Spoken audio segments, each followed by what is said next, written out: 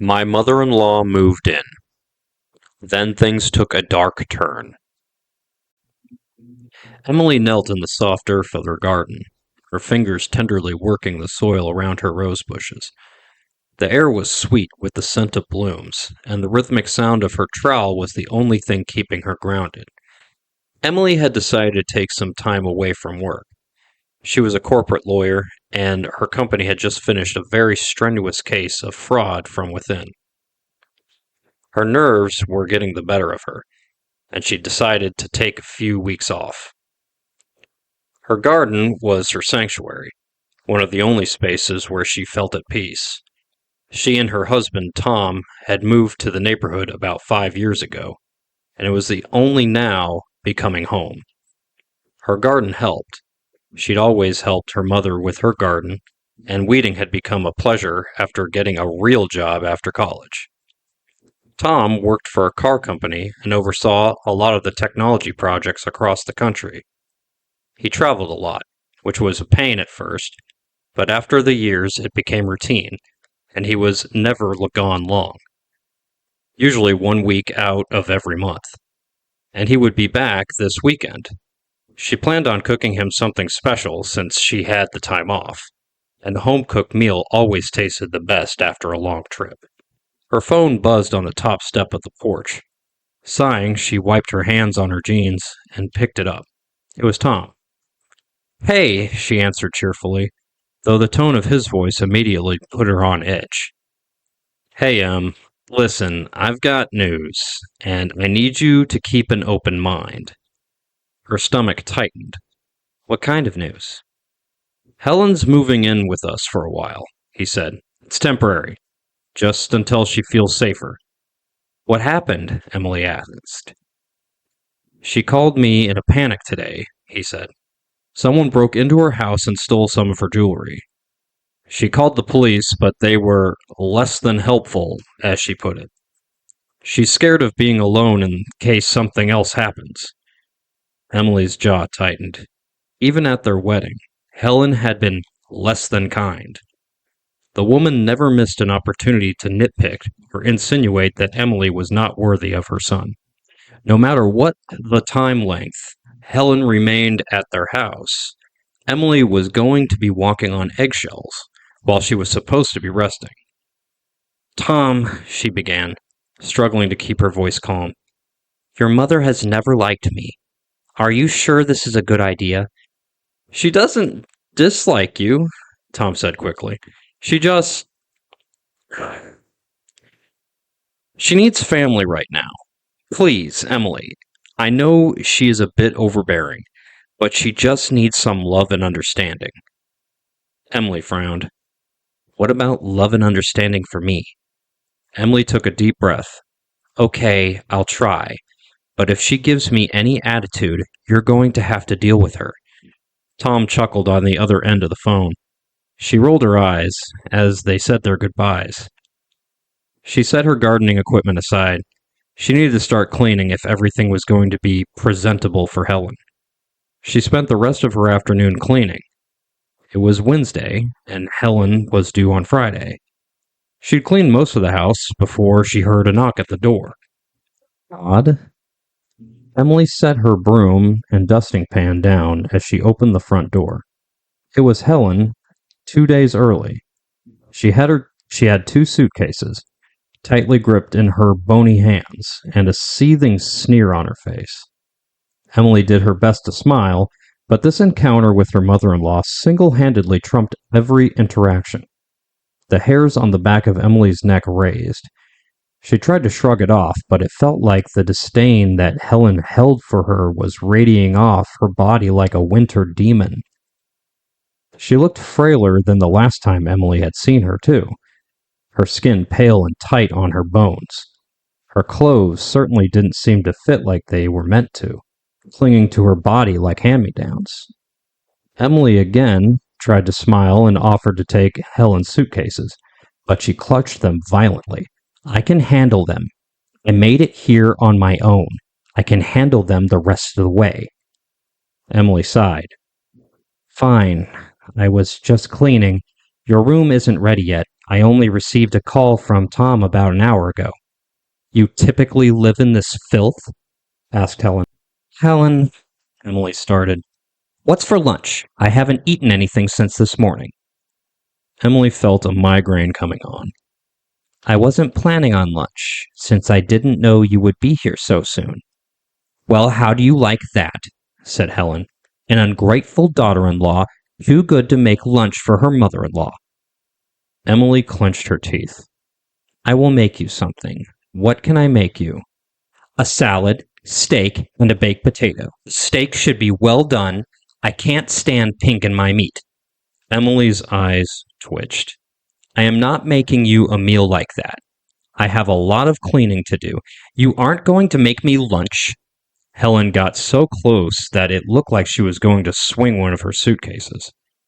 I will make you a sandwich, said Emily. She was going to tell Tom about this, and he was going to have a talk with his mother. Please, the guest room is upstairs. Let me know if you need anything. I will bring you your sandwich when I am done. Can I help you carry those upstairs? Again, Emily was trying to assist Helen, who apparently was so scared of robbers and vandals that she couldn't use an ounce of this hostility to scare them off. Emily reached for the suitcases, but Helen again pulled away. With a humph, she ascended the stairs and around the corner to the guest room. Emily took a deep breath. She and Tom would have a very long talk about his mother. This was bonkers, and she was going to let him know it. She went to the kitchen and began to make the sandwich. She had turkey and cheese, enough for one sandwich. She would be the bigger person and give it to Helen. Love and understanding. She even put the sandwich on a real plate, not a paper one like she would have done for herself, and then she worked up her nerve to go upstairs to the guest room. She tiptoed as quietly as possible. She hadn't heard a peep out of the old lady for a short time. She was hoping that she was asleep. However, when she came to the door, she heard her. Helen was talking to herself. But it was odd. She sounded like she was mimicking Emily. And as Emily listened at the door, the more it sounded like Emily and Helen were having an argument inside the room. Emily dropped the plate, and it broke. Hello? Said Helen. Emily could sense some alarm in her voice, like she got caught doing something wrong. It's just me, Emily said. I dropped your sandwich. I'm really sorry about that. You dropped my lunch? Helen said, the venom back in her voice. You'll have to make me another one. I won't eat off the floor like a dog. Emily nearly fell down the stairs. She was so scared. What was Helen doing in there? Emily didn't even pick up the broken dish. She could deal with that later. She was beginning to believe something strange was happening to Helen. Perhaps she was losing her mind. Either Helen or herself. She grabbed her cell phone and called Tom. Hello, beautiful. How are you? Tom, Emily said. Your mother is here early, but she is acting really strange. Can you please come back tonight? Please? What happened? Said Tom. What do you mean she's early? She said she wouldn't be there till Friday. She's here, Tom, said Emily, fighting back tears. And she's mean and nasty, and there's something really wrong with her. I heard her mimicking my voice. You mean like doing an impression? No, I mean she mimicked it perfectly. I thought I was in the room with her. I need you to come home tonight, please. Honey, I can't, said Tom. We're incredibly short-staffed, and I'm the team lead on this project. I can't leave. I promise I'll be back Friday evening, just as planned. Emily conceded. However, she was going to be cautious around Helen from now on. She called up the stairs to let her know that she was going to the supermarket for groceries. They didn't have anything in the house, and Emily was planning on going shopping that day anyways. She did get groceries, steaks, potatoes, salad, and other things, but she also went to a gun store nearby and purchased her first gun. Her father had taught her to shoot a long time ago. She wasn't an expert, but she wasn't afraid of guns either. Whatever was going on, Emily was not taking any chances. She purchased her weapon and a box of ammunition. Once she arrived back at the house, she saw Helen knelt in her rose bed. It looked like she was digging something. "What are you doing in my roses, Helen?" said Emily, the gun and ammunition tucked into her purse, not loaded, not ready for anything. But the thought crossed her mind. Helen rose very quickly and turned to face Emily, her face missing its usual hatred, instead looking more like a child caught skipping school. Though instantly Helen grimaced as she faced Emily. "You do a poor job at maintaining this garden. I have been pulling weeds since you left. And where's my dinner? Might as well be dinner since you took so long." Helen turned and entered the house, leaving Emily fuming. She nearly forgot the groceries, but after a quick pep talk and some breathing exercises, Emily pulled out her shopping bags and carried them into the house. Helen was already upstairs. Emily could hear her shuffling about. What was with this woman? Am I going crazy? Emily didn't have the time to answer herself because she was hungry after a long day of not eating anything. She set to work to make herself a steak, and just the way she wanted it, medium, and Helen's the way she wanted it. Emily was so excited to eat that she almost forgot how terrible her mother-in-law was. She cheerfully called up the stairs, "Helen, steak is ready. I cooked it just the way you like it." There was no answer. Emily frowned, plated up Helen's food, and brought it to her room. She knocked. "Just leave it outside," Helen said. Emily rolled her eyes. "Didn't want to eat with you anyways." She sat it on the floor and turned to the stairs only to hear the door open and close quickly, the food disappearing. "Tom, I swear." Emily went back to the kitchen and started to eat her food. It tasted so good. She was glad that Helen suggested it. She sat and thought for a moment. What was Helen doing in my rose bushes? She knew that she had gotten all the weeds that morning. She looked at the front door and stood up and walked over to the glass to see her bushes. She couldn't see much, but it looked like Helen had dug a deep hole in the soil. Probably destroying my last piece of sanity. Emily clenched her fists. She was going to have to look to see if her roses were damaged at all. She opened the door to take a closer look. However, once she stood in front of the place where the soil had looked disturbed, a glass cup came flying from upstairs window. "Stay away from there," Helen shouted. Then she slammed the window shut. "Helen, I'm so close to calling the cops on you," Emily fumed. She figured she'd try calling Tom again to let him know about the latest development, but he didn't answer. He probably thought she was just going to complain about his mother again, and he chose not to answer. She shook her head and decided she would give it up for one night. If Helen tested her patience any more, she was calling the police and having Helen locked up. Emily locked the bedroom door that night and prepped her gun. She filled the magazine and loaded the weapon, chambered around, and put it on safe. She didn't know what she expected. Helen was always mean, but she was never this mean. Either this was just how she was when Tom wasn't around, or Helen was suffering from some mental illness. She kept the gun on the nightstand and turned off the light, but she couldn't sleep. Adrenaline? Fear? Curiosity? Maybe all of it. She needed to know what was in her rosebush. Had Helen buried something in there? And how long did she think she could keep it a secret? To what ends would she go to keep it a secret? Emily clenched her blanket and steeled herself.